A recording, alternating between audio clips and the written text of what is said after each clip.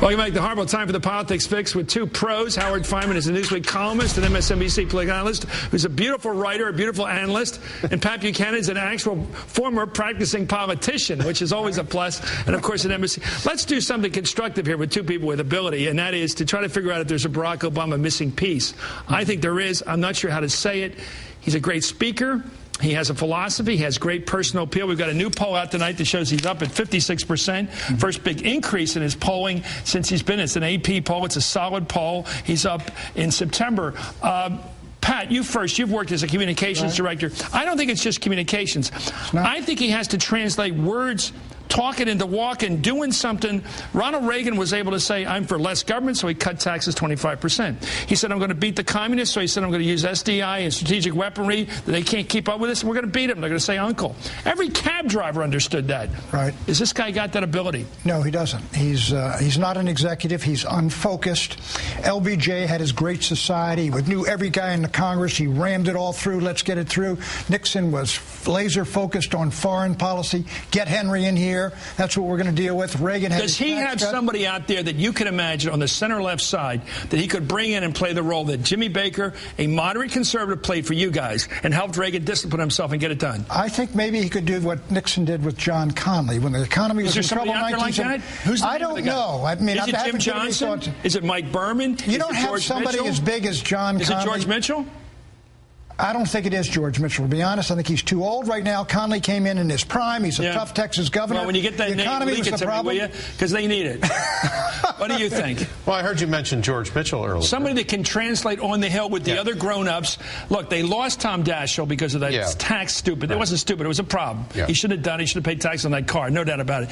And they had the problem with the other guy, Jim Johnson, because he had ran Fannie Mae during the troubled time. Jim Johnson could have done it. But who they got? Well, the thing is that he's got a lot of good people around him, but there isn't really one single person. I think in domestic, in economic. You know what Red Auerbach said? I was just up at the American Basketball Hall of Fame. He said, I learned one thing through 50 years of coaching. Somebody has to be in charge. President Obama is the CEO.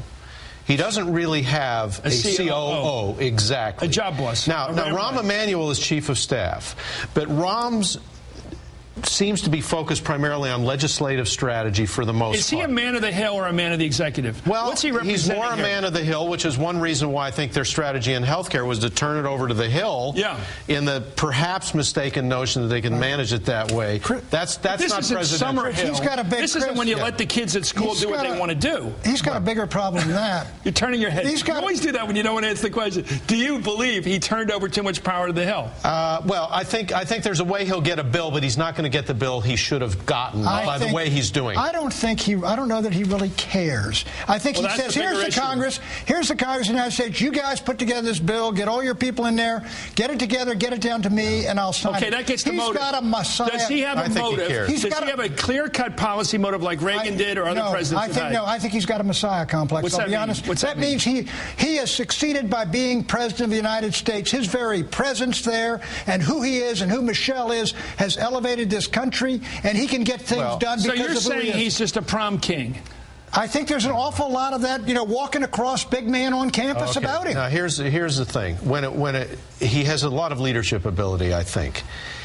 When he's handed something, and I think he performed well in dealing with the economic near catastrophe that we had initially. I think he was calm. I think he was resolute. I think he was focused. Everything I know from people who are in meetings with him say he's really good at it.